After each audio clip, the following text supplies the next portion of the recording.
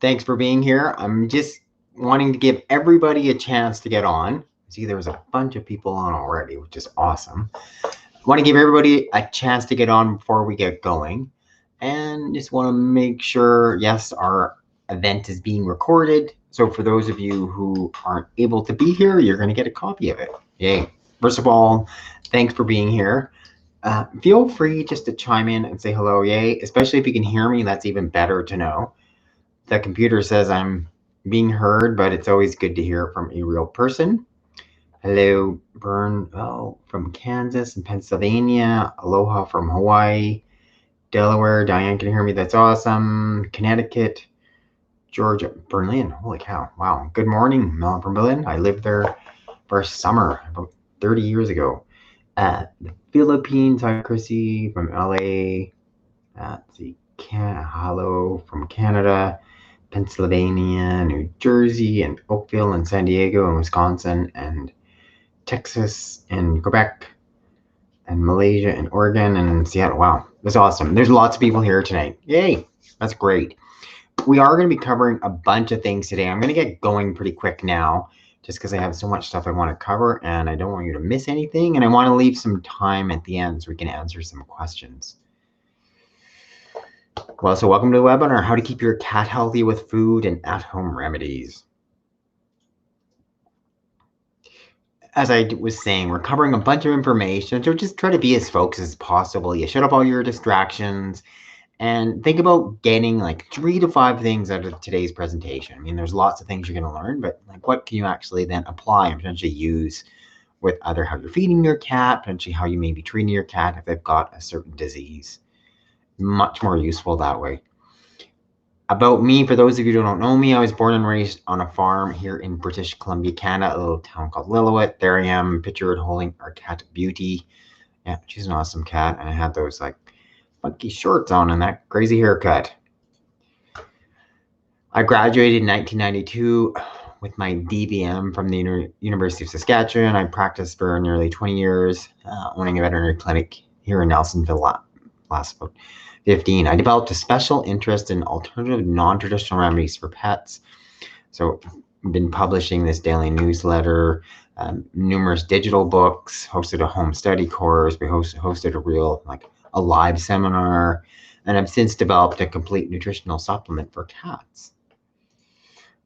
I was featured on ABC's News Show 2020. Feel free after the presentation to Google Vet 2020, and you'll probably see a picture of me. And that, yes, that is me, because that was 2013. So it was a few years ago. I was younger and there was less gray hair. I released my first real book called Veterinary Secrets on Amazon in 2014, and super happy to see it go on to become a #1 bestseller. Currently working on the 2nd edition. It feels like I'm always working on the 2nd edition. My goal is to actually get that thing published by the end of the year. We currently have the largest natural pet health and wellness channel on YouTube with over 480,000 subscribers.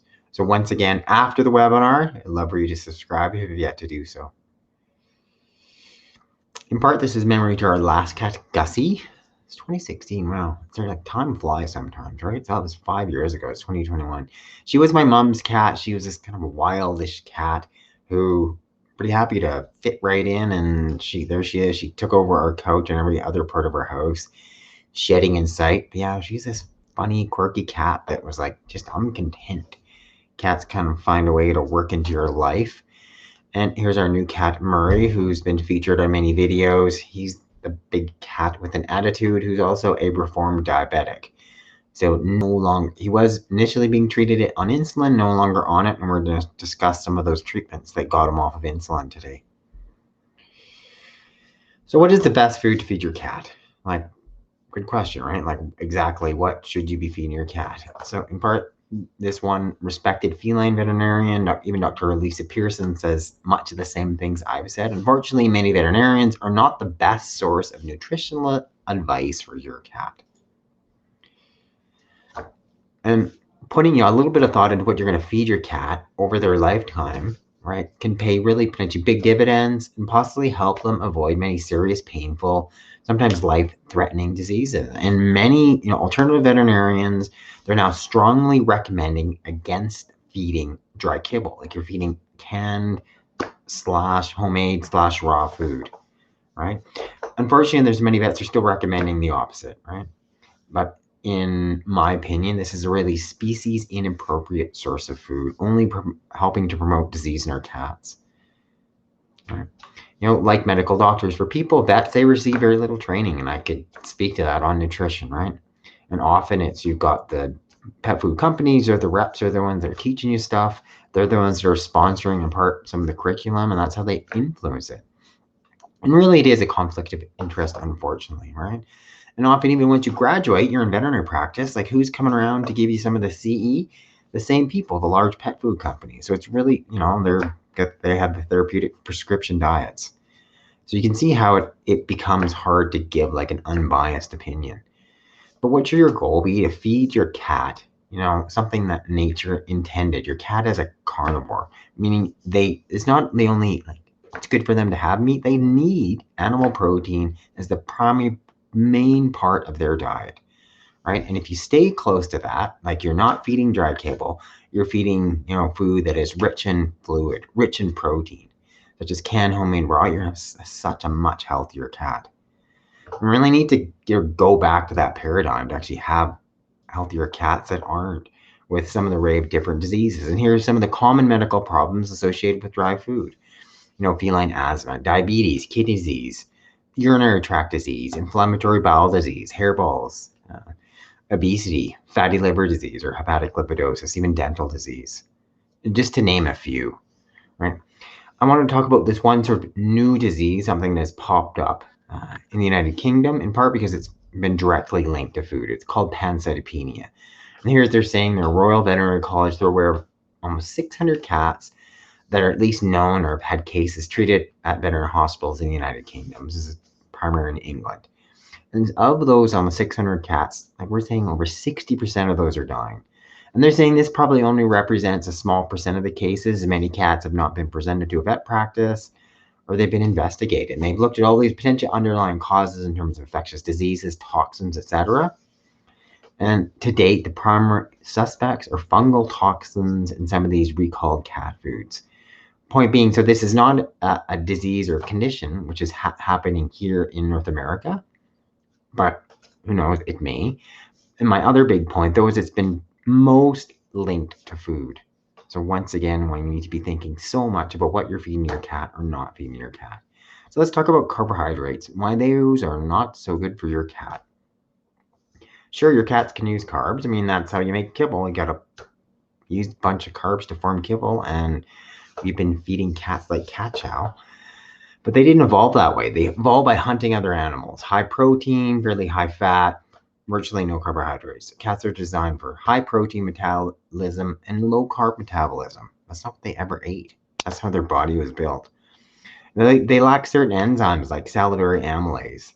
Would be along with pancreatic amylase. These are enzymes such as carbohydrates, right? They just don't have them. Yeah. They get far more of their energy from protein than most species. They have this very short colon, meaning they just don't have the ability to ferment starches, the things that are in carbohydrates, right? And if they can't do that, they can't use them. Hence, you run into issues. They lack another enzyme, a liver enzyme called glucokinase, and this is used to break down sugar. So after, say, a high-carb meal, the sugar spikes, but your cats lack the ability to rapidly break it down. What happens? And then their body gets overwhelmed, pancreas can't cope, and what do we see? We see these diabetic cats. So how should you go about choosing a quality cat food? Right? Like, what do you do? So what are most cats fed? They're fed dry kibble with virtually no water, predisposing them to things such as urinary tract disease, kidney disease, far too much carbohydrates, predisposing them to obesity, diabetes, arthritis. Often they have the wrong type of protein. It's a plant protein they can't use or can actually harm them, and not enough protein in the first place. Right?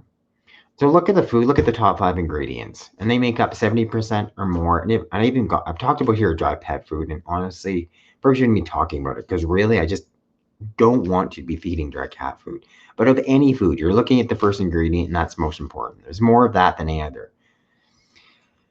But there can be issues, right, based on the moisture content, etc. In terms of the food companies can play around. So in general, you want to look for an animal protein first, no question.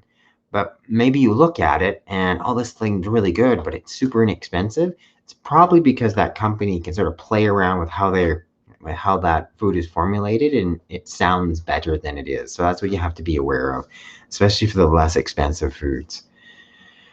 Look for the first name source of fat. Anything listed before the fat and including it make up the main portion of the food.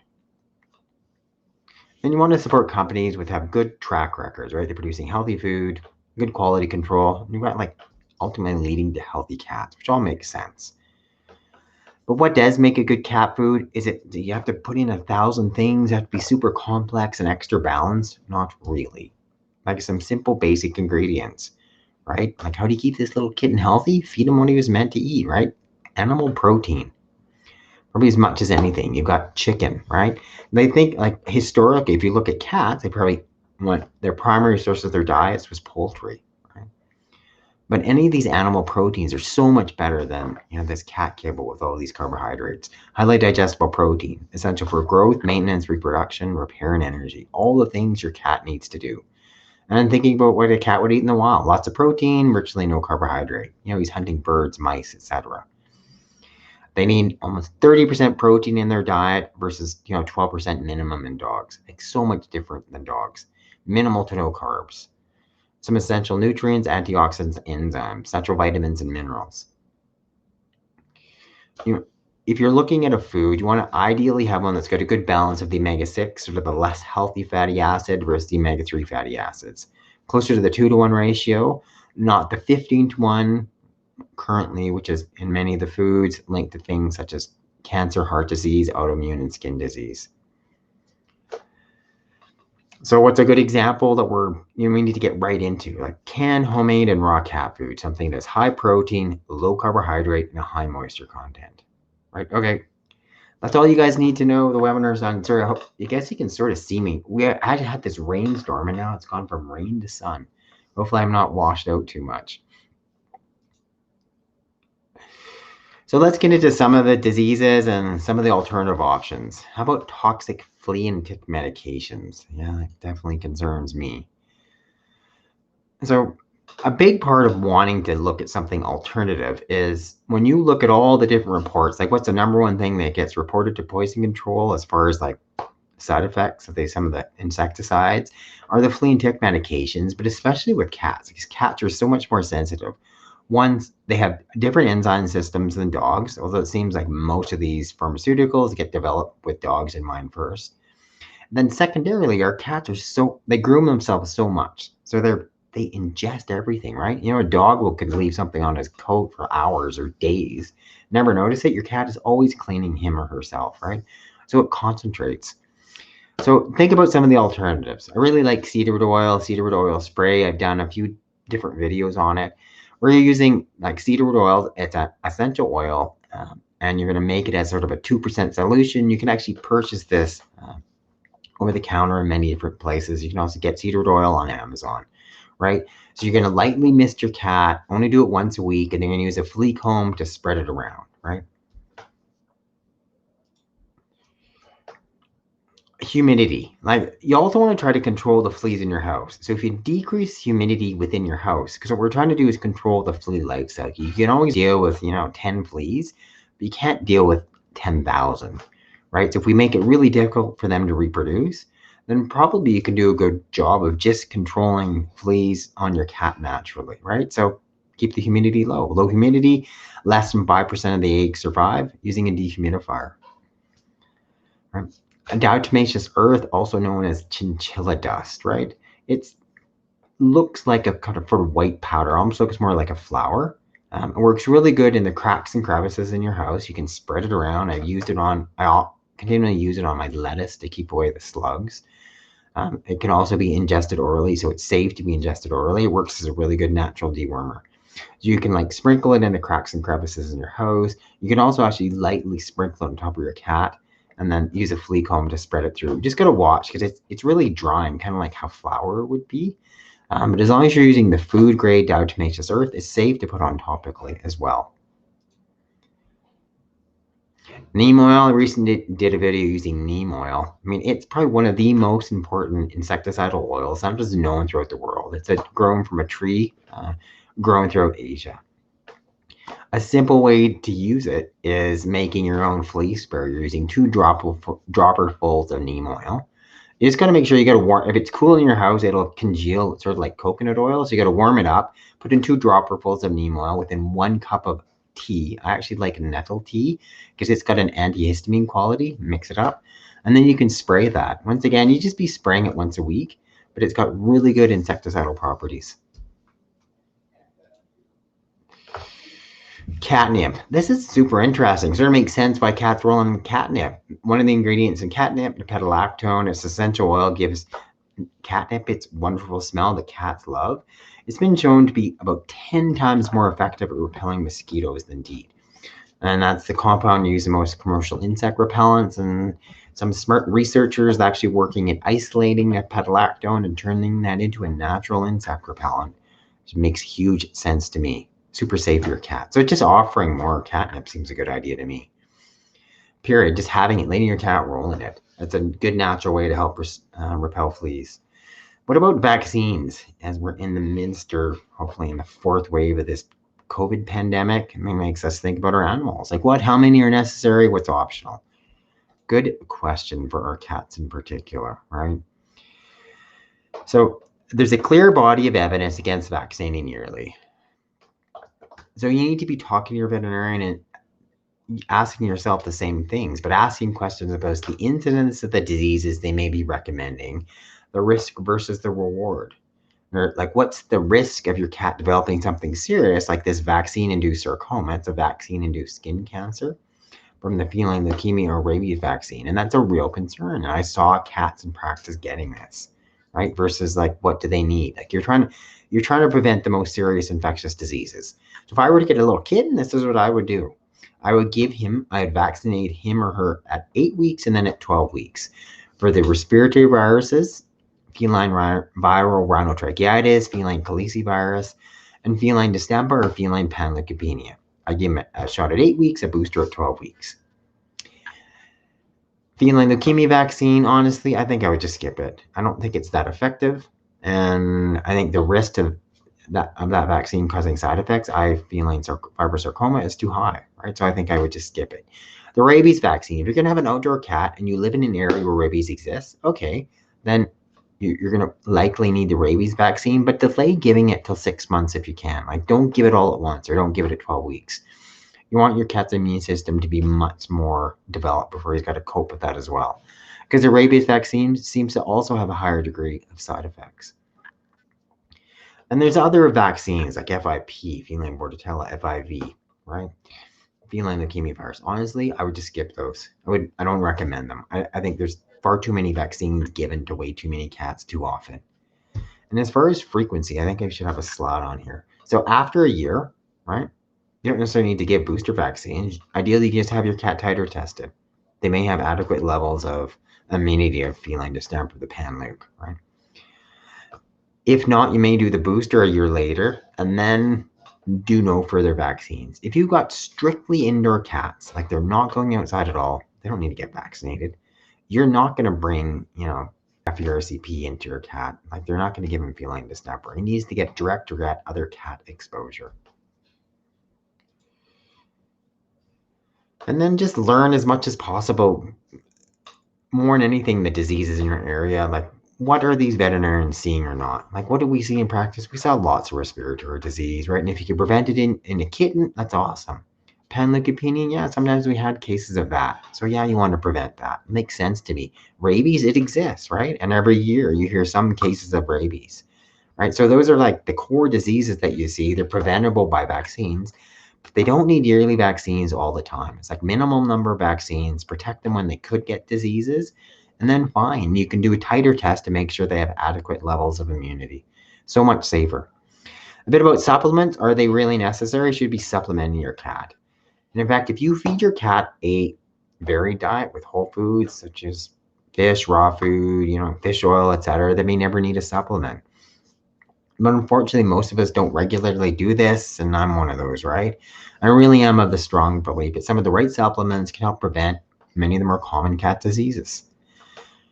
So you're here, you're looking in the aisle like, okay, now what? Do I feed this? I'm going to keep my cat healthy. But let's just use your cat's immune system as an example, right? There's certain things I've advised clients to give to help boost their cat's immune system, such as the essential fatty acids, the good bacteria, the probiotics, antioxidants, zinc, flavonoid, colostrum, the mother's first milk, immune supportive mushrooms, lysine, which is an antiviral. My supplement, Ultimate Feeling Health Formula, contains some of these immune supportive ingredients. It has probiotics, it has antioxidants, zinc, selenium, colostrum, immune supportive mushrooms, L-lysine, and even aloe vera. This one testimonial came from Dolores in the Philippines. I just ordered Ultimate Feline, and I've already witnessed this product truly enhances my cat's appetite. He eats with enthusiasm, and he just finished the food. I know this is just the beginning of my good journey with the product. Thanks, Dr. Jones. More power until the next order. Thank you, Dolores. So for today's special, we're having 70% off Ultimate Feline Health Formula. Like no strings attached, no ongoing payments, only $9.97, the regular price being $32.97 plus shipping. Plus, you're not locked into anything. It's a great deal. Now we also have an economy feline size, which can give you like 180, a 6-month supply for one cat, which is awesome for those of you who have multi-cat households, right? Where it's being offered for 55% off. Plus, if you order the next 12 hours, you can get 2 additional free bonuses. First, a copy of my best-selling book, Veterinary Secrets, Natural Health for Dogs and Cats, and a copy of my book, Home Diets for Pets. So after the presentation, you can go to thecatsupplement.com/special. Kidney failure in cats. Something I hear so much about. You should be lowering this one ingredient. And no, it's not necessarily protein, which is probably what you've heard or been told. Like, here's an old kitty, like 13 to 15, so common. I think about a third of the cats that age have some degree of kidney disease. What are the signs? Your cat's drinking more water, urinating more often losing weight, specifically loss of muscle mass, right? As kidney failure advances, your pet can become weak due to anemia, right? They can see a decreased appetite because they build up these toxins in their blood that the kidneys normally filter, urea and creatinine. In advanced cases, your cat's going to get really dehydrated, just not want to eat, right? And in some cats, they can have kidney disease can cause elevated blood pressure, which may even affect their eyesight. So most of the time, most veterinarians are initially saying, get your cat on a low protein diet, because they know protein is what's metabolized. It's broken down, and the kidneys are supposed to excrete protein and byproducts, urea and creatinine. If they can't excrete them, they build up in the blood, making your cat feel sick. So it's like, okay, we should just restrict protein. But to date, there's no study showing that restricting protein is going to prevent further deterioration of kidney function. And now many veterinary cat specialists are advising to not restrict protein. They're advising to maintain protein levels, especially early on, or slightly lower them, and restrict phosphorus, because that's the nutrient in animal protein that is damaging the kidneys, right? So what did they suggest? Your cat's been diagnosed with, CRF, chronic renal failure. Say it's early stages, and you're like, okay, now what do I do? Do I have any alternative options or things you haven't heard of? I've ever heard of fluid, but I just need to reiterate it because it's so much more important. It's so important, right?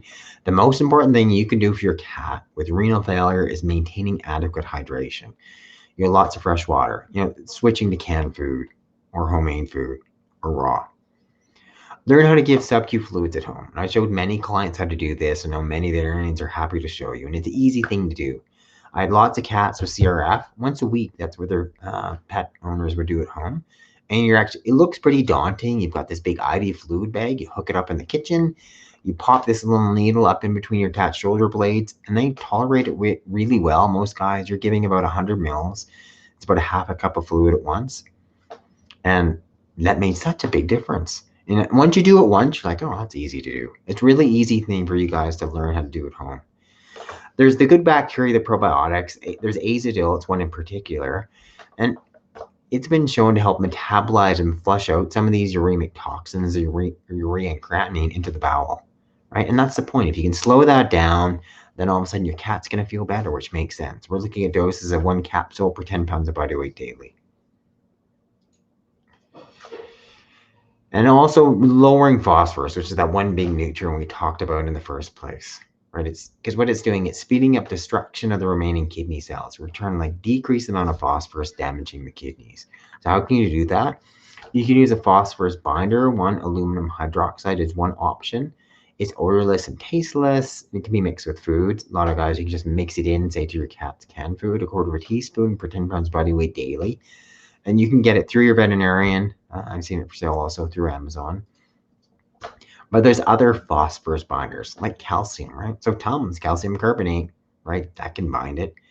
Right? Looking at doses of about 1/4 or 650 milligram tablet per 10 pounds of body weight, once or twice daily, just enough to decrease decrease the phosphorus. There's natural calcium or crushed eggshells, right? You can buy eggshell calcium, bind eggshell powder.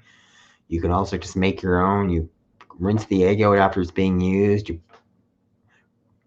bake it in the oven for 10 to 15 minutes, and then you crush it really well, and then grind it super well in a little coffee grinder. About 1/2 teaspoon per 10 pounds of body weight daily. Here's one we used to use in practice called Epicytin, right? And it's based on crushed shellfish, right? So once again, think of some of the calcium that's based on that. So it's going to once again bind the phosphorus, lowering the phosphorus, which is ultimately going to, and also Epicytin also seemed to help lower urea and creatinine. I'm not exactly sure how that worked. It's pretty neat. It's doing 2 things at once, right? Lowering phosphorus as well as lowering urea creatinine, which is what you want to do in renal failure. And many of these guys, when they start to feel sick as kidney failure advances, like that's one of the big thing, like clients be like, oh, he's not eating. Like I want my cat to feel better. And if your cat feels good or not. Like he's looking at his food, his head's down, he might be drooling. So this over-the-counter antacid Pepcid, lots of cats responded really well, right? Which is the average cat dose, about 1/4 of a tablet, 2.5 milligrams per 10 pounds of body weight, once or twice daily. Some guys just need to be given once a day at night. But a natural antacid is slippery elm, and it's most commonly used for cats with CKD or chronic kidney disease. So it's from the inner bark of the elm tree, widely grown throughout of eastern North America. I've used it for GI stuff for myself. I've used it for coughing. I've used it for like an upset stomach. Like this is like a great natural treatment that I can personally attest to. And lots of cats respond really well. So you can either you can get it in the capsule formation and just sort of give 1 400 milligram capsule a day. You can break it open and sprinkle it into your cat's food, because many cats just aren't so cool with giving a capsule a day. But lots of guys respond super well to slippery elm. It's also good for cats that have inflammatory bowel disease as well. Arthritis. What are some natural anti-inflammatories? Well, our cats are living longer, and just normal, wear and tear on their joints, they lose some of their cartilage, you get bone rubbing on bone. What do you get like this knee here? You get arthritis, right? So you get bone rubbing on bone, you get new bone production. We all know what it sounds like. It's a bit creaky and sore, and you can watch your cat limping. He can't jump up, he jumps down, and he's limping. So what are some natural anti-inflammatories? Because I need to preface it in terms of, if you actually look and see, there's of the non-steroidal anti-inflammatory drugs, like say Medicam, for instance, and it gets approved for use, but only as a one-time injection. And you have to be super cautious with the anti-inflammatories. And some cats can take a 1 shot. And I know many of you probably had a cat that's had surgery or dental extraction or something, and gone home with, say, oral Medicam or one of the anti-inflammatories. And a number of cats can tolerate those fine, but not every cat, because it seems like some don't metabolize the drugs the same way. So then it can build up and then get secondary serious toxic side effects, vomiting, diarrhea, oral ulceration, etc. Right? So you really want to think about trying the alternatives before you even consider those over the non-steroidal anti-inflammatory drugs. So glucosamine, chondroitin, MSM, right? Those are kind of the basis of any joint support supplement.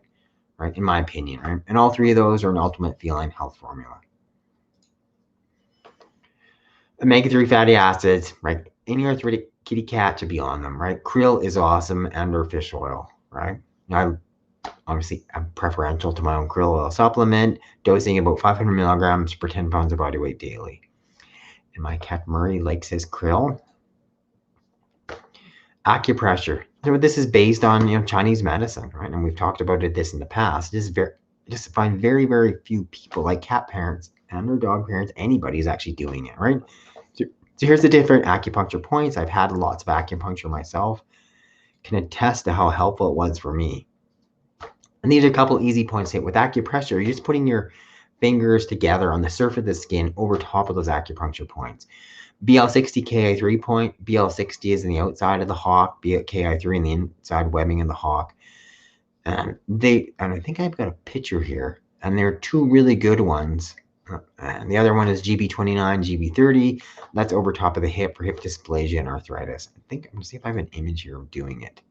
I don't, unfortunately. Let's just go back and see if I can show you a picture. So here's BL60 there. You can see that over the hawk. So that's that little web of skin, that webbing of skin, just in behind their Achilles tendon. It's just above their hawk, right? So on the outside is the BL60, the inside the Ki3. Just hold your thumb and forefinger together. Hold that for 30 to 60 seconds.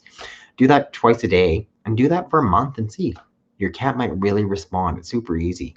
GB29, GB30, that's just this depression found above and below the point of the hip. So if you grab your cat's back leg, you move it back and forth, you feel this little ball of bone sticking out, and that's the point of the femur. And there's depressions on either side of that. You can put your two middle fingers, index finger on top of that one of those, over top of those depressions, hold those for 30 to 60 seconds. Do that twice a day for a month and see if it's beneficial, especially if you have a cat that's limping on his rear and maybe he's got hip dysplasia. Cbd Cannabidiol, it's been extensively studied for its natural anti-inflammatory and pain control benefits. Works super well in cats.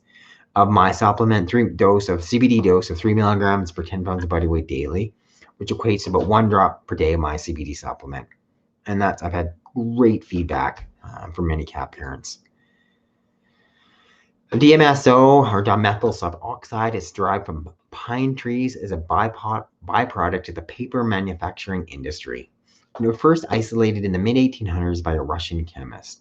And it's got this strong kind of sulfury garlic smell because that's where it's found naturally occurring in garlic, right? But the neat thing is you can put it topically on the skin. It easily penetrates in through the skin, reducing pain and inflammation, right? It works really well in combination with CBD or the topical homeopathic cream Tromule, or we put those on, like CBD on as well, topically, and then the DMSO. Lots of cats respond well to DMSO, and it can also be used for urinary tract disease.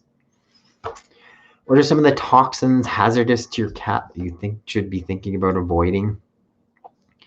Tuna. Like some tuna now and then, great. But a steady diet of tuna, like what can you do? You can lead to things such as mercury poisoning. So it's like, okay. And they're way too high in sodium. Two big issues. Now and then, great, but it's just what else we've added to it. These fire retardant chemicals called PBDs, right? They're found in high concentrations in some fish, and guess what? All around the house dust mites, right? They affect thyroid function. And now we've got cat foods being high in fish. There may be a causal link between hyperthyroidism and fish consumption. That's in part because we've contaminated the ocean. These are like these forever lasting chemicals that aren't going away, and they just happen to concentrate it especially in the fats of animals that are eating like the small critters, like the fish eating the little guys, and they concentrate in the salmon. Soy in cat food, it's a known disruptor of thyroid gland function. Right?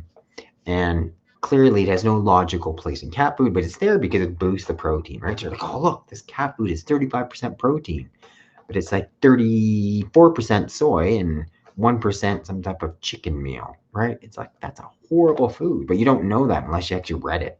On the outside of the bag, like, great, it's all that protein, but it's not. And they're saying, according to one study, soy was identified in 60% of all tested cat foods at a level high enough to interfere with thyroid function. So on the meds for pain and inflammation, when I talk about toxicity, I talked about this earlier, like NSAIDs, right? Aspirin, ibuprofen, Medicam, right?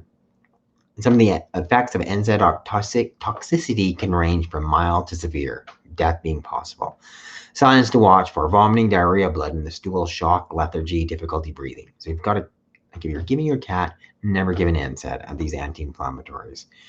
Then many people think, oh, Tylenol is safe. It's so toxic to cats, right? At all. 100%. Like, you can never, right? Like, one tablet of Tylenol is seriously toxic and can develop within 1 to 4 hours after ingestion. And it's a horrible thing to see, and I've seen this in practice, right? Progressive depression, they're breathing rapidly, abdominal pain. You see this bluish area in the mucous membranes, like the white part of their eyes or the gums. Lilies, right? If you've got a cat or cats that just like no lilies, the tiger lily, the day lily, etc., western lily, the valley, right? So even small ingestion, such as petals, leaves, even the water from the vase, can result in severe acute kidney failure. If you've got cats, you shouldn't have lilies around. What are some natural antivirals? So in part of that, and I think we've got a new, I wanted to first give you a slide about a quote unquote new cat disease. It really was a new feline virus that was discovered, well, I think this year is when they published the results. I mean, the outbreak first happened a few years ago, 3 years ago in 2018, right? And it led to the discovery of a new feline virus, right? So the SPCA, and this was at the SPCA here in British Columbia, so they contained the outbreak, but their work led to discoveries this previously unknown called a FECHA, I think F-E-C-H-A, FECHA virus, not related to COVID-19. So 8 cats fell ill on a single day, and they presented with signs of the human stomach flu, right? Like vomiting, diarrhea, following recovery in a few days. And outbreak tracing showed these cats had come from another shelter, and then it spread rapidly. So my point being, like, here's more viruses that are popping up. So it's really good to have on hand to know what are some of the natural antivirals, because we really don't have many good conventional ones, especially ones that are reasonably priced that could ever be given to your cat. So what are some good natural antivirals? Elderberry. Like, this is a great plant for treating viruses and so safe for our cats. It's got a long, rich history for medicinal use, right? It can help fight infections, including these viral infections, influenza, herpes, even other viruses and bacteria, right?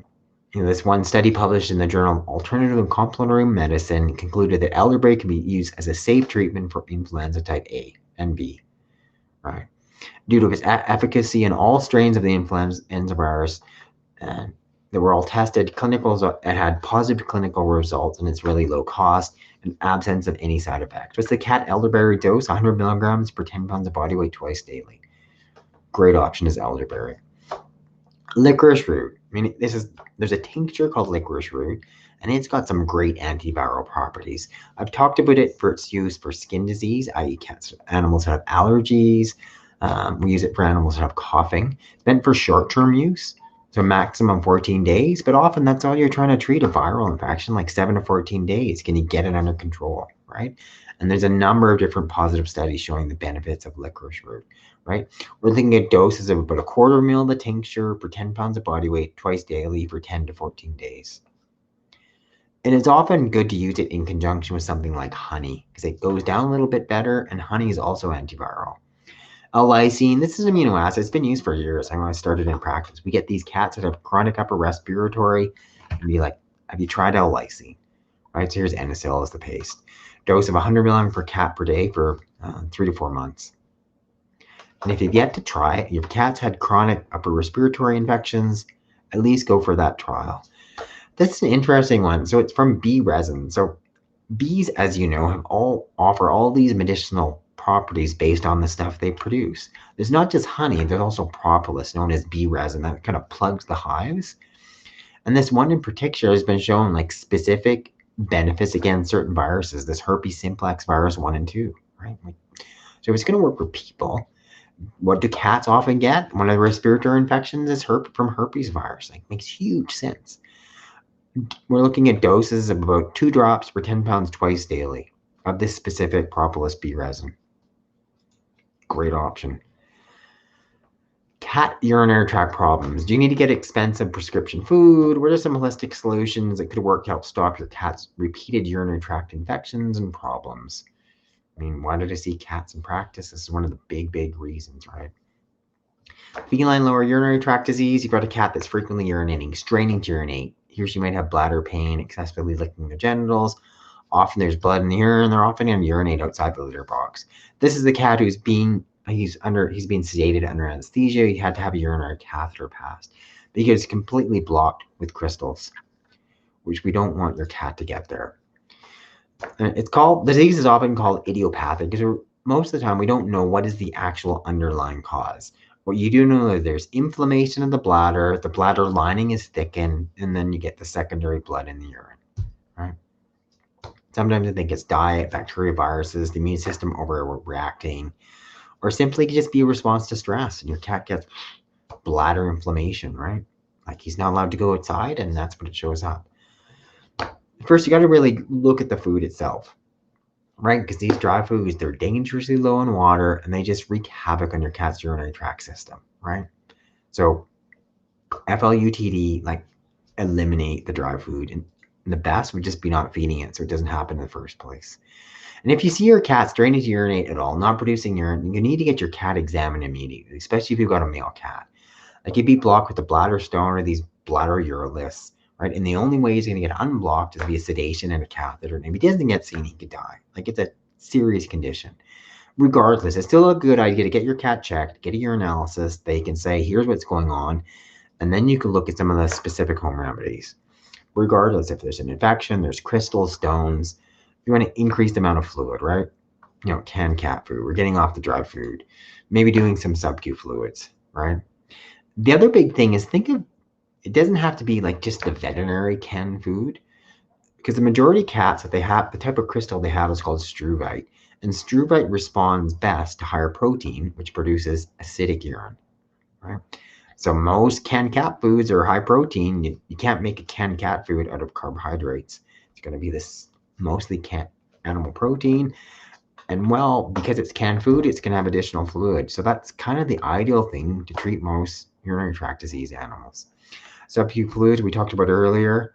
I think you should all learn how to do it at home. I actually have a video on YouTube shows you how to give sub-Q fluids. The other thing with fluids and sub-Q fluids is just the act of putting the fluid into your cat. It gets into the bladder. When the bladder stretches, it actually gives pain relief. You think it would be more painful, but it's less painful for some reason. So often with some cats that had repeated bouts of urinary tract disease and they weren't blocked, because I would see them many times as clients, teach clients how to do sub-Q fluids. Often, that's all they would need to give. They give sub-Q fluids. A day later, the cat's fine, and it might be fine for 3 or 4 months. These natural pheromones are these happy hormones, right? The cats give off when they're content. They've been isolated. There's a product called Feel Away. Lots of cats will respond well to Feel Away. You plug it in as a diffuser, spray it in the room where they're hanging out. They feel happier. They have left UTIs or urinary tract disease. A natural one is Bach Rescue Remedy, one of the flower remedies. 1 drop twice a day. You can do it for 3 to 4 weeks. That sometimes helps lots of cats feel less anxious, less UTIs.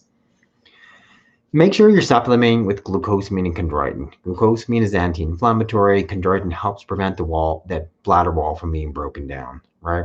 We're looking at doses of 100 milligrams per 10 pounds daily of glucosamine, 50 milligrams per 10 pounds daily of chondroitin. Both of those are an Ultimate Feline Health formula.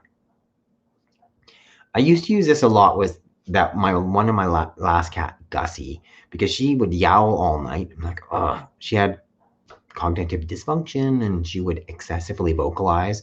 So I put in about 10 drops of lavender, about a cup of water. I throw that into the humidifier, let that steam throughout the night in the living room where she slept downstairs, and she would start to sleep through the night. It worked awesome for her. So for some of the guys that have urinary tract disease, that's also beneficial. L-theanine, it's an amino acid isolated from green tea. It's also been shown to decrease anxiety. We're looking at a cat dose of about half of a tablet, or about 25 milligrams twice daily, because generally those are 50 milligram tablets. I think that one is there, the Anxietine. CBD or cannabidiol. This is a great option as far as, because CBD can do 2 things. One, it's just anti-inflammatory for the bladder, which is what you want. So take away bladder inflammation. And secondarily, when you also give it, can decrease your cat's anxiety. It's kind of like a 1-2 punch, right? So yes, a low-end cat dose, 3 milligrams per 10 pounds body weight daily, 1 drop per day in my supplement. You've got a cat with alpha UTD, I encourage you to try CBD. A bit more about supplement safety. Here's how to know if supplements are safe for your cat before you give one. So in light of things such as preparing pet food recalls, etc., right, you need to know, right? Well, there is a voluntary governing body called the NASC, but there's no independent regulator supplements, right? So research the company, visit their website. Can you phone them? Do they do independent third-party testing? Is there a guarantee that what's written on the label is in the bottle? Right? Are they manufacturing the human grade standards? Ask questions about outsourcing. Are the ingredients from top quality, reputable suppliers locally as much as possible?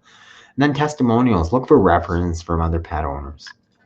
So what's our website? Thecatsupplement.com. You can phone us at 888-842-9057. Our supplement is third-party tested by an independent lab, and I guarantee you that what on my label is in the bottle. It's manufactured to human-grade standards. The ingredients are for some of the most highly reputable quality suppliers in the industry, and they're primarily sourced locally. So a bit about our special Ultimate Feline Health Formula. It's being offered for 70% off, no strings attached, no ongoing payments. Now this being offered for only $9.97, the regular price being $32.97 plus shipping, plus you're not locked into anything. We also now have our new economy feline size, which can give you a 6-month supply. You got a lot of cats and you want to get on Ultimate Feline, this is a great time and a great offer to try it. And you can get it 55% off. And plus, if you order in the next 12 hours, you get 2 additional free bonuses. First, a copy of my best-selling book, Veterinary Secrets, plus a copy of my book, Home Diets for Pets. So after the presentation, you go to thecatsupplement.com/special. Inflammatory bowel disease, IBD, or chronic vomiting, diarrhea in our cats. What do you need to know about this condition? Right? Well, it's an inflammatory disease of the intestines. You don't exactly know the cause, but wonder about food hypersensitivities, right? So they're things your cat's reacting into their diet. And there are bacterial antigens, so bacteria suggested as underlying causes. The clinical signs include chronic vomiting and diarrhea with weight loss. So what is the treatment? Pretty initial standard treatment is like we're trying to give your cat a protein that he's never had, right? It's a novel protein, super minimal diet, maybe even one diet you make at home, like that's it. Because one we're trying to rule out is diet the underlying cause. There's specific veterinary called hydrolyzed protein diets. So this is protein that your cat is far less likely to react to. But you're still dealing with a more commercially prepared food as opposed to one you make yourself, which I think is probably better myself, because you just give one simple basic protein. Many people find giving the good bacteria, the probiotics, such as Bifidobacterium, Lactobacillus, can be beneficial, decrease incidence of inflammatory bowel disease. There's some of the antidiarrheals, short-term, something such as loperamide, the brand name's Imodium, right? You're trying to deal with the diarrhea short-term, half of a 2 milligram tablet, twice daily, 2 to 3 days short-term. And then you got things like maybe naturally decrease inflammation in that intestinal tract, right? So CBD or cannabidiol is one option. Licorice root, 1/4 of a mil twice daily, 10 to 14 days. Those are considered 2 natural immunosuppressives, right? It can be a hard disease to treat. And the last one I wanted to mention is slippery elm. And we talked about this one earlier, just in particular for these cats that have CKD, chronic kidney disease, also work really good for these guys that have inflammatory bowel disease, right? And if you're given it safe, you can give it long-term. You can do the dose of 1 400 milligram capsule a day, or about 1/4 of a teaspoon, 1/8 to 1/4 of a teaspoon of the ground open powder a day, right? Awesome option, and lots of cats respond really well. If you've got a cat with IBD, I'd encourage you to try slippery elm. Cancer in your cat, what can you do to help your cat? Good question. It seems like we're definitely getting more questions from cat parents that have cats that have cancer, right? So are cats living longer? Is there higher incidence of cancer? It seems to me there is. because, obviously I'm not a good gauge of it because I get so many different questions and I talk to so many people that have cats in particular, but it just seems like I'm getting more questions than I have had in the past. Here's one cancer feeling fibrosarcoma, and most likely, in this one, it was no question induced by vaccines. And I've seen that in practice, right? Feline leukemia vaccine, rabies vaccine. So what are some of the options to think about? You want to initially think about the good antioxidants, right? Which may help slow the decrease, may help decrease the likelihood of cancer happening in the first place. Vitamin E, selenium, so the antioxidant found in krill oil, astaxanthin, right? Coenzyme Q. The omega-3 fatty acids, they've got a bunch of studies showing clear benefits, especially beneficial for cancer prevention, right? Krill oil, fish oil, 500 to 1,000 milligrams per day. Right? Dandelion root, I've talked about this in the past.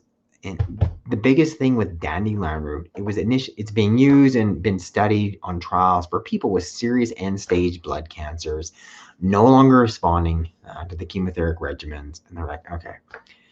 And initially it was some of the clients that were being treated for chemo were able to treat themselves with dandelion root tincture. It's since been studied, and they actually have since formulated a company. They're actually working at making it as a commercially available treatment for cancer. What they've done is isolate and concentrate specific parts what's in dandelion root, and seeing it's got some really valid and big anti-cancer potential. You can make it at home, or you get dried dandelion root, or you dry it yourself. When you grind it in a coffee grinder, you throw about a tablespoon in a pot. You add a cup of water, you simmer for 20 minutes, you let it cool, and that's what your cat would get throughout a day, right? The hard thing is, though, you're going to need to add some honey because it's very bitter. And a cat's a cat, right? They don't necessarily always want to give it. But if I were to have some of these serious cancers, I would definitely be considering it. 95% curcumin. It's got so many different positive benefits, especially for helping prevent cancer and help decrease some of the abnormal cells turning into cancerous cells. Looking at doses, about 100 milligrams per 10 pounds of body weight once or twice daily. Great option. CBD and THC, definitely, right? I've got a cat that has cancer. I'd be getting that for sure, right? So maybe the cannabinoids, they're not going to that's going to treat your cancer. But what they can do is you're generally using multiple things to treat cancer. You're not just hoping the one thing's going to cure it. So sometimes the cannabinoids are going to latch to the cancer cells, allowing the immune system to recognize them and then attack them, right? In other cases, the cannabinoids can make it less difficult for the cancer cells to spread. Ideally, you're going to get one that has part CBD and some THC as well, but dosing it on the CBD dose of 3 milligrams per 10 pounds of body weight daily. I've done a few different videos on fenbendazole or Panacure for cancer. A number of people have seen positive results. And it's kind of one of those things, like my cat had cancer, I'd use Panacure. Super inexpensive, it's very safe, won't do any harm, right? And there's a couple different regimens for dosing. Some people are doing pretty high doses of 50 mg per kilo. So say you've got a standard 5 kilo cat, it's about a 10-pound cat, beginning about 250 milligrams or about 2.5 cc's. Once a day for 3 days on, 4 days off, repeating that for a month and then assessing. Other ones are dosing at a really low dose, about 10 mg per kilo once a day. So that's about 50 milligrams. So it's about 0.5 of a cc once a day. And then be doing that for a month and then assessing, is it helping my cat or not? Melatonin, so it's a sleep hormone, it's an antioxidant. They're showing it to be really beneficial for many of the cancers, especially with the ones that have a hormonal basis to them. One, in terms of making the chemotherapies more effective, some decreasing the side effects of some of the chemotherapeutic drugs, in some cases just decreasing the rate of the cancer growth, right? Exactly how it works, not completely clear. They know part of it's antioxidant properties. But yeah, I'm definitely using it. Dosing it at 2 milligrams per 10 pounds of body weight daily. I wanted to add in a medicinal mushroom, right? This one in particular called turkey tail. There's a few different companies now marketing specific mushrooms for animals for cancer. And one of the big things is, one, they're seeing a bunch of different benefits Two, for instance, like with turkey tail, they've seen it to be almost as effective in some cases when given at the appropriate dose for people that have metastatic colon cancer, as for some of the initial sort of first dose chemotherapeutic drugs, right? So if you're seeing it challenging a chemotherapy drug, you're like, okay, I got to stand up and take notice. But this one in particular, PSP, and it's being dosed at about 10 milligrams per pound once or twice daily.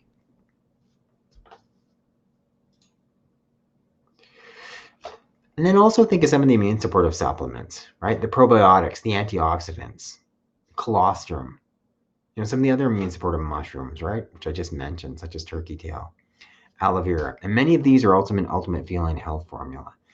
So the part of the, hopefully what you're doing is you're giving your cat something so he doesn't get these diseases. He doesn't get cancer in the first place. But if he does, and he's not on it, like an easy way to add some immune supportive products is through the supplement Ultimate Feline. A bit about home diets for our cats, and there's a happy kitty. I wanted a few key points I just want to add in, right, before I get going too far with any homemade cat food. You're starting out with an animal protein, and you're looking at the protein with balanced amino acid profiles, right? Chicken, turkey, duck are like the ideal ones. No carbohydrates. You need to add an additional balanced fat. Sunflower oil is ideal. You want to add an omega-3 fatty acid supplement just because they're so beneficial, right? Krill and or fish oil. Right? Calcium is required if your cat's not consuming bones. Like if this is the only thing you're going to feed your cat long-term, you need to add in additional calcium. You can dry and roast eggshells in the oven for 10 minutes and grind them with a coffee grinder. Vitamin D is needed, but it's in egg yolks. It's fairly high levels in krill or fish oil. Vitamin E is in sunflower oil. Right? Iron is in the animal protein. Zinc is in meat and or flax seeds. Taurine and calcium are added. And you can add in additional fibers such as canned pumpkin and ground flax if needed, right? Because some cats just get more constipated. They've only been sort of eating a dry cat food. Here's a good sample ground turkey diet. We're going to include 1 pound of ground turkey. An optional is 1 egg, but it's being cooked. A tablespoon of sunflower oil, krill oil, a quarter of a teaspoon of Morton light salt, a quarter teaspoon of iodinated salt, 2,000 milligrams calcium carbonate, or half a teaspoon of ground eggshell, which you can make yourself, a scoop of Ultimate Feline, and a quarter of a teaspoon or 1 to 500 milligram tablet of taurine. So you're going to saute the ground turkey and egg in oil until thoroughly cooked, right? Using the sunflower oil is best. You're going to add in like your scoop of eggshell, mix with the Ultimate Feline supplement along with the fish oil, the krill oil along the taurine supplement. You're going to add those to the cool mixture, store in the fridge. The average cat does eat about a third of a cup twice daily, but they may eat this entire amount of the recipe for the day, right? The recipe makes about a cup. So that's a good balanced, like, homemade cat food. Scabies, getting hair loss. What are some effective remedies that you can use right now? Fortunately, our cats have less instances of allergies than our dogs, but they do, right? Especially things such as FAD, flea allergy, dermatitis, right? What are the signs? Itchiness, constant intermittent scratching, itching, skin rashes, hair loss, bumps on the skin. Right? As soon as I say that, I get itchy. You can get, what are the 3 main possibilities? External parasites, which you really need to rule out, especially fleas in our cats. Food allergies, fish or milk are the most common food allergens in our cats. Then there's environmental, from pollen to house dust mites. What's happening is the immune system overreacts, causing this severe itchiness. Right? So you can think of some topical treatments first. Calendula ointment, it's a great option, right? It can soothe that super itchy skin. You can get it over the counter in many natural health stores. Antihistamines. Cats respond really well to chlortripalon, dosing it at about half of a 4 milligram tablet, which is 2 milligrams 2 to 3 times a day. You should be consulting your vet before you start something like an antihistamine. Usually takes about 2 weeks after using it to see if it's going to help. That often works better in conjunction with the essential fatty acids. A natural antihistamine is nettle, right? You can just get dried nettle leaves. Lots of natural health stores have nettle dried. You can get nettle tea, and you can just give that to your cat twice a day. You can't really give too much. You can't overdose on nettle. It's super nutrient rich, and it can help decrease the itching. Right? Licorice root tincture, we've talked about it for a few different things. As a natural antiviral. Can be effective for short-term release, about a quarter ml of the tincture twice daily. You can also mix it topically with coconut oil and apply that. And that's a great also topical skin, anti-itch skin remedy. Castor oil, right? Another super good anti-itch, there's a bunch of things with castor oil. It's been shown to be beneficial for constipation orally, right? Your cat has hairballs, you could use castor oil. It can use topically for topical pain control. It can help speed up wound healing topically. Great for ear mites. And it can even like decrease the amount of inflammation and allergies and dry skin. A good skin concoction, a tablespoon of castor oil, mixing that up with a tablespoon of coconut oil. Super good option. The incorrect assumptions of feeding cats that are causing health problems. We need to come I wanted to finish on some of this because it's so important. Although I think our last section is diabetes. I've had lots of diabetes questions, so don't worry, we're not forgetting about diabetes. Here's more of what I need to reiterate, what I think you should know about cat food to prevent and treat some of the more common cat diseases, right? So what is it about cats and our cat food? Because much of what I was taught as a practicing vet about feeding cats like small dog, right? Just feed them like a small dog.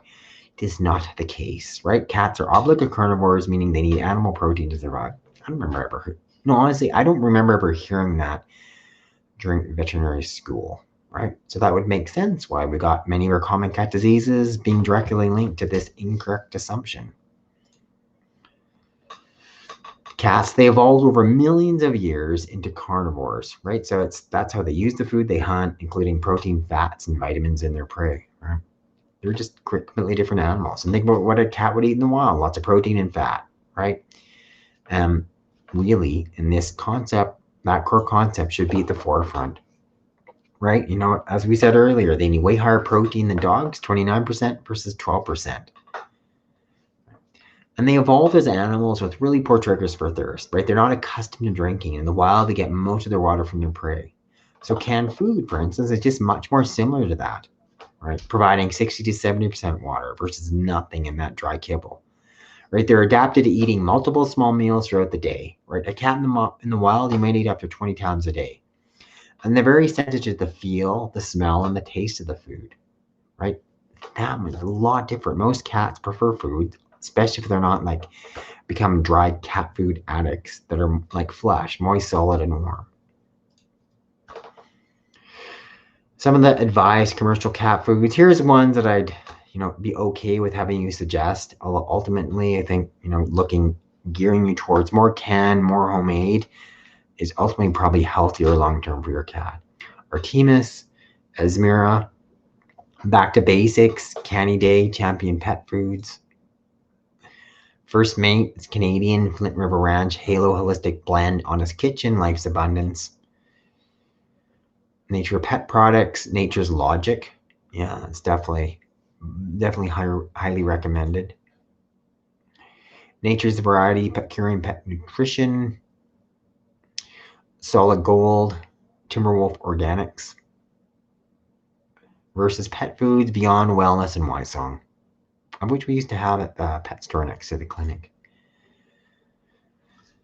And diabetes in cats, the cause and a surprising natural cure. So here's Murray, our reformed diabetic cat, who's not very nice to her little dog Tula. So where's the pancreas? Here it is in there, kind of tucked in here behind the liver.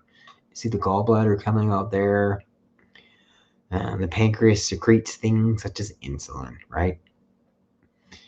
So how does this work? So for the most time, say your cat eats a high sugar meal, regardless of eating food, you can release some sugar, and it gets released into his bloodstream. The pancreas secretes insulin into the bloodstream, goes to those, makes his way to the cells, and the cells are going to respond to insulin that allow it to uptake sugar.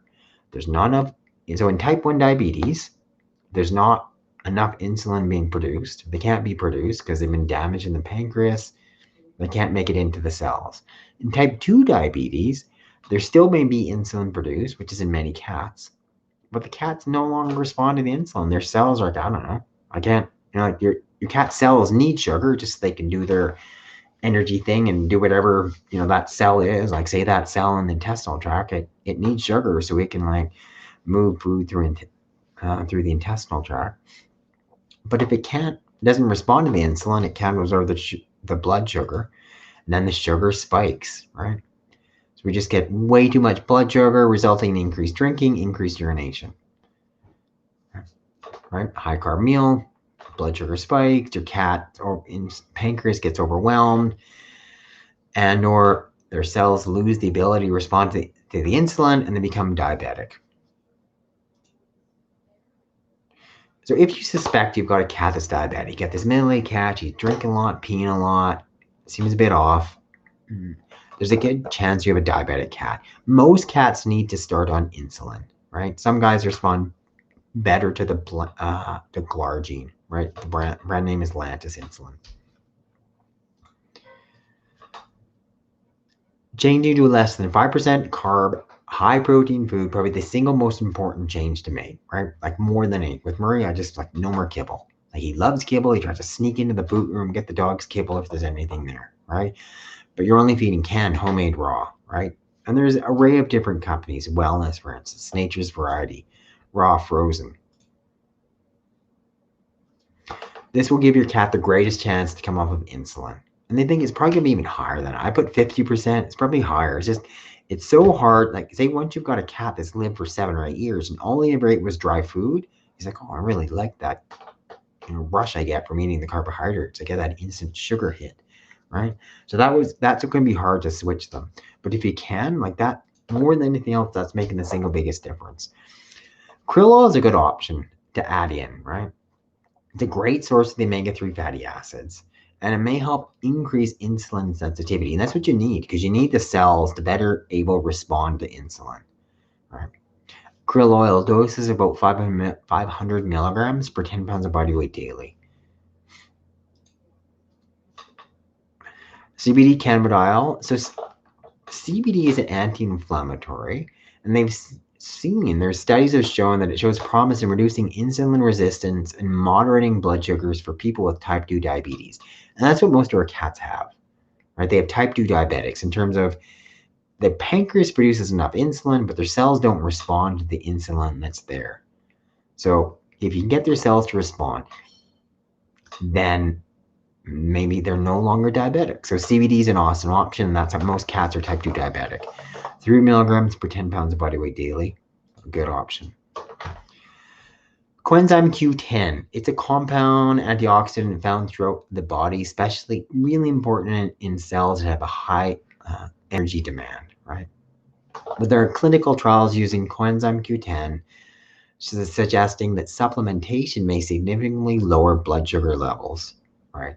It also helps oxygenate to the blood. It may help in other, like, I think it's less of an issue with our animals, but they can get diabetic retinopathy, right, affecting their eyes. We're looking at coenzyme Q10 doses of 20 milligrams per 10 pounds of body weight daily. Chromium. I've talked about this in the past. I remember when I first was in practice, this is when we first had a diabetic diet for dogs and cats. Chromium was added in, right? So it's had a long history of being studied for being beneficial for animals that have diabetes, right? But you can use something such as like brewer's yeast, right? It's easy. It's loaded with chromium, right? Several double-blind studies have shown that supplemental chromium may raise sugar tolerance in patients with both type 1 and type 2 diabetes. So easy way to add in additional chromium, 1 teaspoon of brewer's yeast per day, right? So you don't need to buy chromium tablets. Just mix in that brewer's yeast into their canned food. Right, probiotics have been shown to decrease low-level inflammation, may make them beneficial for cats with diabetes.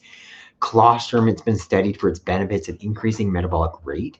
And when it does that, increasing metabolic rate, increasing muscle mass, so that may also be beneficial for diabetes. Because think about diabetes as like in many cases, a secondary disease of like too many carbohydrates, and how we would just, what goes on in our bodies, our cats' bodies, it's pretty complex. It's not as simple as carbohydrate means high sugar means your cat has diabetes. There's a whole bunch of different interrelated enzyme systems that happen, things that happen at a cellular level that are going on. But ultimately what it does mean is if we can increase muscle mass, we can alter metabolic rate, you might have a cat that may not be diabetic. Here's a couple different studies. We want to talk about lactobacillus helping for diabetes along with colostrum. Both probiotics and colostrum are an ultimate feline health formula. So a bit more about ultimate feline health formula. Does it work? Well, that's how many cat parents say. Well, it's got a complete vitamin and mineral blend of 25 different nutrients, including antioxidants. This one study talks about the effect of nutritional interventions on longevity of senior cats. Results from the study suggest that diet supplemented with a combination of antioxidants, prebiotics, long-chain polyunsaturated fatty acids can increase lifespan in our senior cats. Good reason to supplement. I've got a joint support blend, therapeutic levels of 3 key nutrients, glucosamine, chondroitin, and MSM. This one study from JAMA showed compelling evidence that glucosamine and chondroitin may interfere with the progression of osteoarthritis. You're going to order cat. That's what you want to do. This other study talked about the non-obstructive idiopathic feline lower urinary tract disease, right? Saying that oral glucosamine supplementation has few side effects and long-term therapy may be useful in conjunction with other therapies in cats with chronic recurrent idiopathic feline lower urinary tract disease. I have a prebiotic and a probiotic blend, right? Lactobacillus acidophilus, Lactobacillus bifidum, fructooligosaccharides is the prebiotic. This one study showed, and they're talking about how to manage feline chronic diarrhea, saying that probiotics are reported to play a role in improving immune response, replenishing normal GI microflora, the bacteria in the gut, and speeding the recovery of diarrhea. Like another good reason to have more good bacteria in your cat, those probiotics. I also have a key immunoprotective blend that includes bovine colostrum, inositol, aloe vera in my take. And this one review study showed that colostrum, we talk about using colostrum being a nutraceutical treatment for animals of all ages. And what it was doing is increasing resistance to infection and disease caused by a wide range of pathogens. Right. It's also used for applications such as healing of intestinal lesions. Right. In other words, in animals take an anti-inflammatory, their intestinal tract is damaged, colostrum help heal it. Like it really has an array of different benefits. A bit more about ultimate feline health formula. Well, does it work? This is probably best answered by the over 10,000 cat owners who have used ultimate feline health formula. Right. Carol says, my cats had all such silky fur. After about 4 days, I started using the supplement. My cats all had such silky fur and it was incredible. We have 7 older cats, 2 with arthritis. They've been eating and they all love it, the supplement, right? Screech, who has had bad arthritis, has finally been getting up, walking around and moving more fluidly. And I can't thank you enough for putting out such a great formula for cats, and I'll definitely be getting it with the automatic renewal system so I won't run out again. Thanks a lot. Thank you, Carol. After about 7 days or so on the supplement, his sneezing and nasal discharge stopped almost completely. Right. As you know, I ordered a jar some time ago, used it for my cat who has quite serious upper respiratory problems. Right. Instead, I tried the supplement. After about 7 days or so on the supplement, his sneezing and nasal discharge stopped almost completely. He really is a different cat while on the supplement. Right. Nancy, Manitoba. Thank you, Nancy. Right. Marge said they jump up on the porch banister railing and even start to chase the other cats. Right. After trying the supplement, I was really surprised to see our 5-year-old Scotty, our heaviest cat, jump up on the porch banister railing and even start to chase the other cats about. Wow, big change there.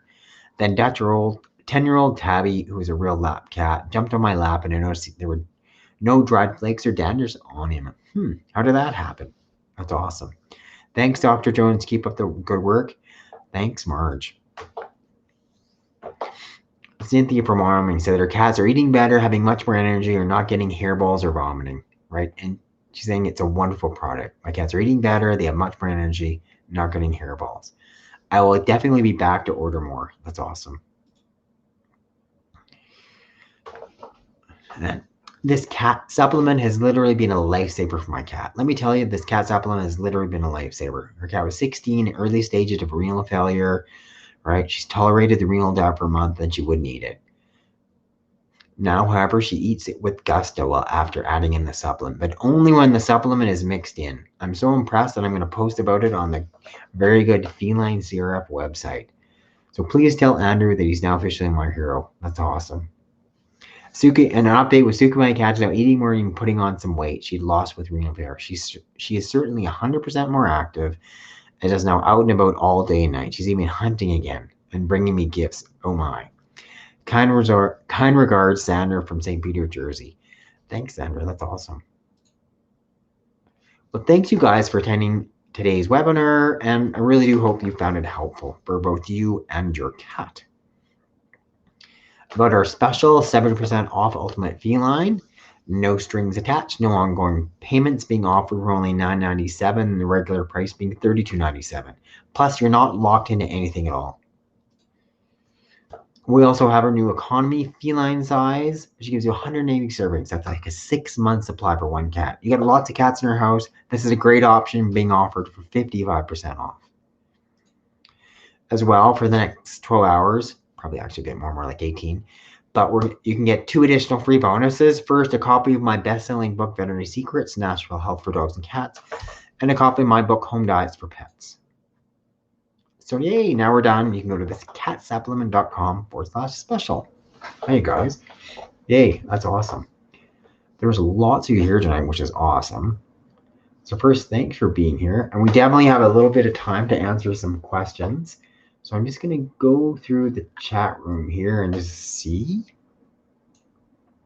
Oh my God, okay. Thank you, thanks so much. And what I'll do, I'll give myself some time. We'll answer some of the questions if I can't get to you.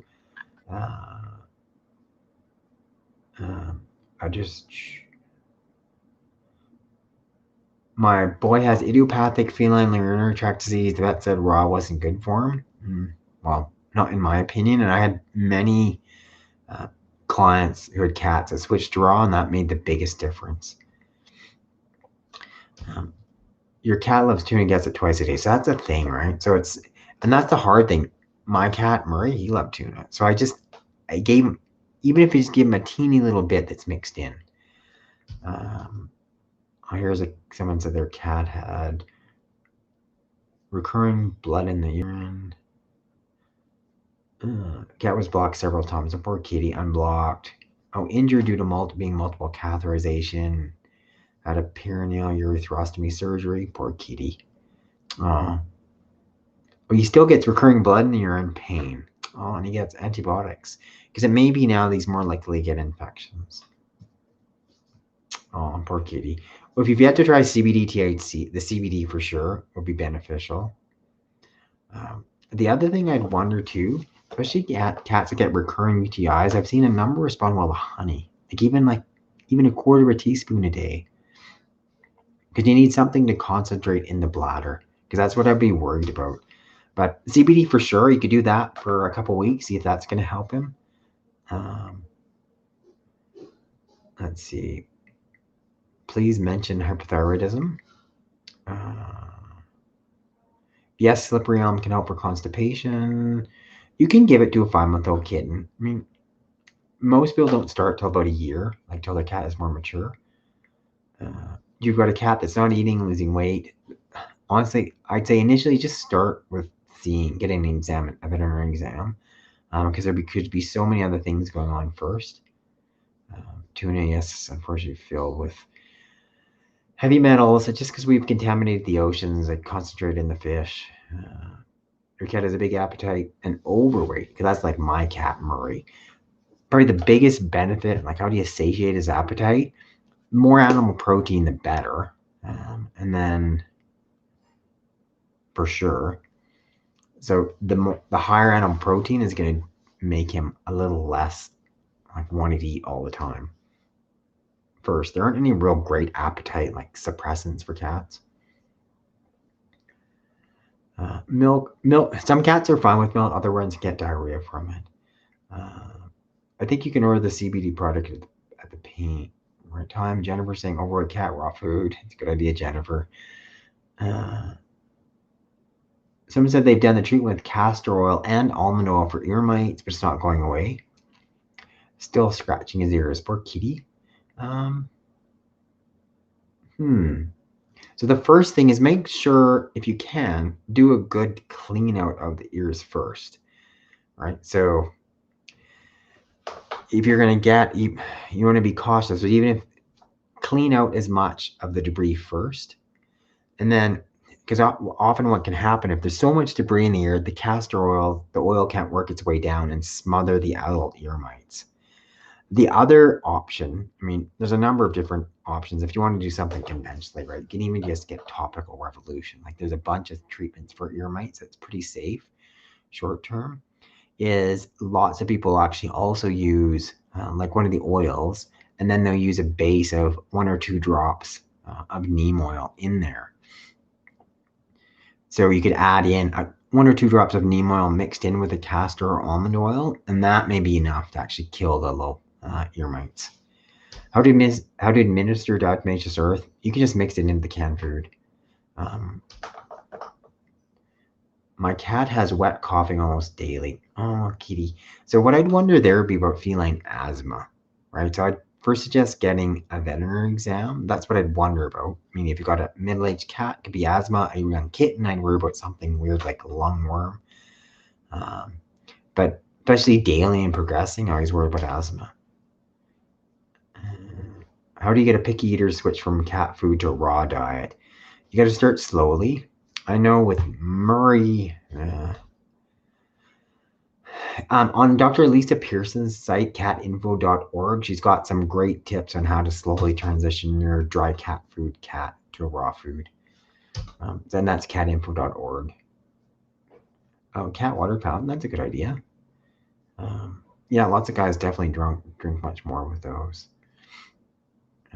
I've made a homemade high protein meal and given that 3 times a day. Just avoid the kibble. I would eliminate the kibble altogether.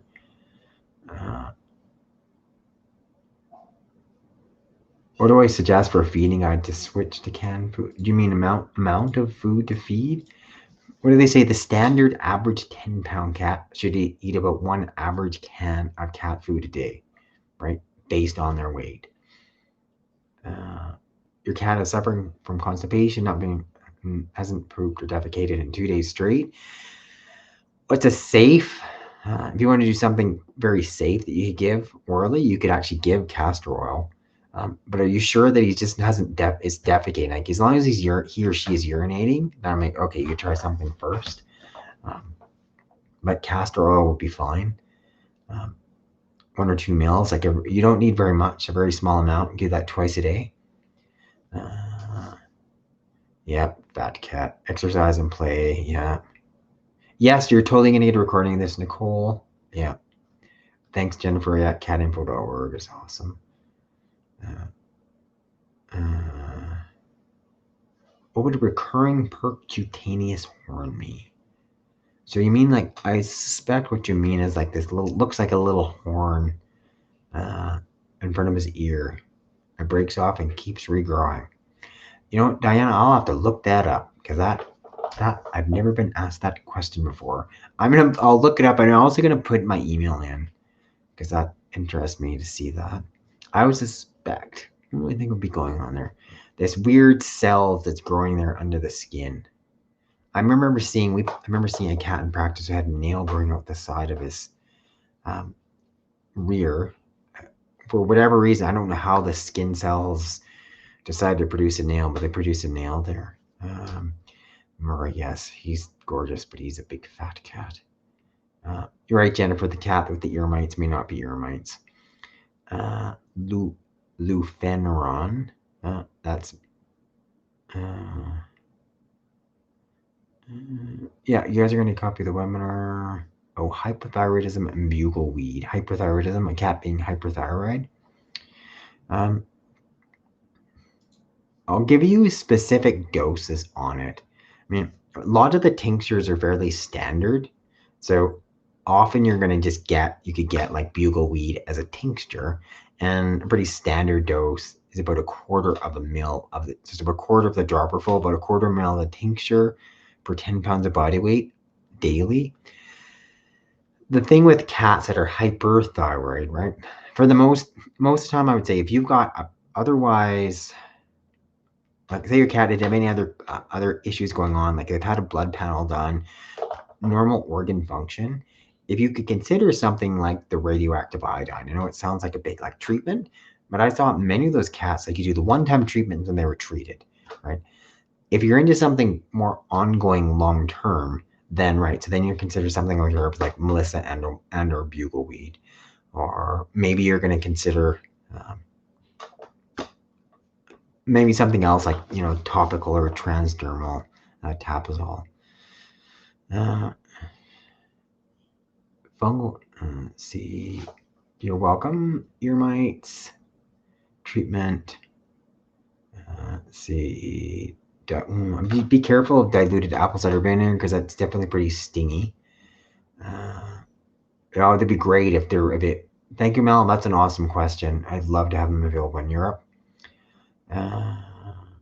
Someone here made a sprinkled kiss of nori. My neighbor's cat loved nori. Flax, hemp heart, nutritional yeast. Yeah, some cats are just, they like their things. They're just quirky. You think they're just going to eat animal protein because that's what they're like historically would have eaten. Let's see. How to get my cat to eat? He has kidney disease. So some of the foods, like you make sure you warm it up. You want to make sure you pet your cat, right, while you're encouraging him to eat. Make sure it's warm. Sometimes hand feeding a little bit at a time, I found with these guys.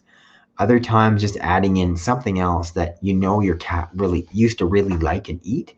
Like I don't know, a little, whatever type of canned food you may whatever give your cat as a treat. Yeah, sugar feeds cancer, carbs turn to sugar, you got it. That they do. Stephanie, okay, I'm gonna have to, I'll get back to you too, actually. You know what I'll do? The best way to make sure I contact you is I'll put my email in. So if you guys contact me, then I have a record of it via email, and then I can make sure we get back to you. Herbs to help with a cat's cough. Well, depending on what your cat is coughing. So similar, you know, you can look at, if we think it's just a respiratory cough, something like honey is fine. Licorice root is a great option, right? Short term, about a quarter of a ml twice a day. But slippery elm, like that's a good cough option. But if you're going to use slippery elm, you got to make sure you can't give it as the capsule thing. You need to be giving it as the powder. So you have to open, if you get it as a 400 milligram capsule, just open it up, a little bit of warm water, a little bit of honey.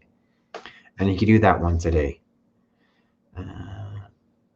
Weird, percutaneous horns. Okay, I'll have to look that up. It says, why do many cats need dental surgery?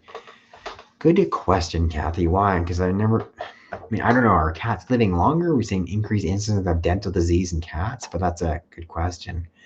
So cats will get these things called phorals, where they get erosions right at the base of the gum line in the tooth. Super painful.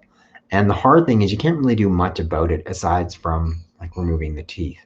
Other times they can get this horrible like autoimmune type gingivitis or gum infections, and same thing, right? It's so difficult to treat aside from unfortunately in many cases removing all those teeth. Let's see, cats or nail trims or not. I know they should need nail trims, but you got my cat, he does not scratch and remove. His cat nails get longer and longer. Yeah, there's probably is too much iodine in nori. I mean, now and then as a treat is fine, but yeah, last thing you want to do is become hyperthyroid. Yeah, chicken eggs are great. Lots of guys love it. Maybe it is secondary hyperparathyroidism.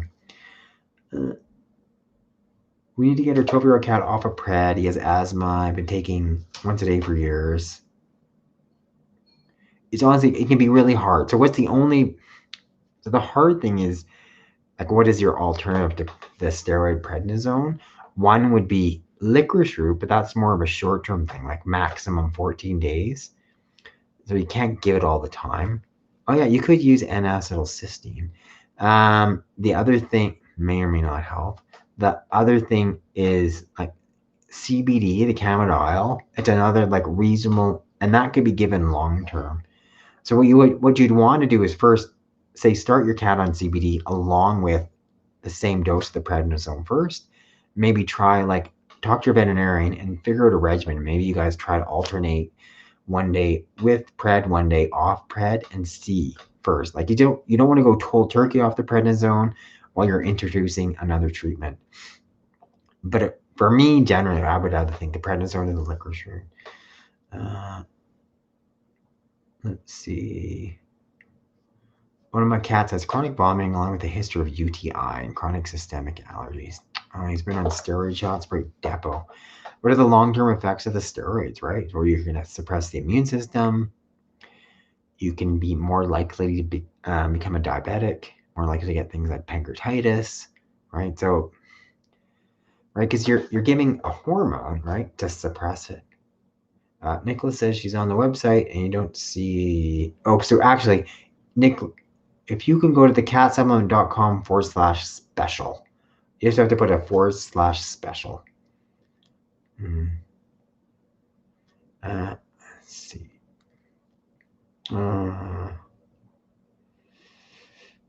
Okay, that's good. Someone said they had a cat was on a type of food I haven't heard of a word. Ooh, that cat food did well with kidney failure. Okay. They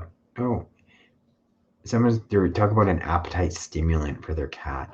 You know what? I don't ever recall using it long term. So we use it to get cats to eat short term. Or Ruba. I've never actually used it long term. Let's see here. I think I got most. You know what I'm going to do? So thanks, you guys. So what I'm going to do, I'm going to put in my email, and there's a few questions there. Please email me, and then I can respond or look up what I don't know. So it's going to be Dr. Andrew at thecatsupplement.com. Okay. Ta-da! We got my email in. From. So thank you guys. So thanks for being on today's webinar. And it's good you're throwing questions at me because I can't remember that. Some of that stuff. Like, what are they going back here? Just one of you guys asked me about Lufenron. Like, oh, that's program. We used to use that a lot. I'm more steep now in all the alternative treatments as opposed to the the conventional treatments. Like, okay. I can tell you a lot about slippery elm, but I can't tell you a lot about the new flea and tick medications, which is probably kind of good because most people. Oh, good. Actually, Jennifer had another good link here called felinenutrition.org. I'm going to check that out too. Thanks, you guys. That was good. And thanks for those questions. So there's my email, Dr. Andrew at thecatsupplement.com. I think I put it. There it is. So feel free, fire me off an email. And thanks for being on the webinar. It's Dr. Jones.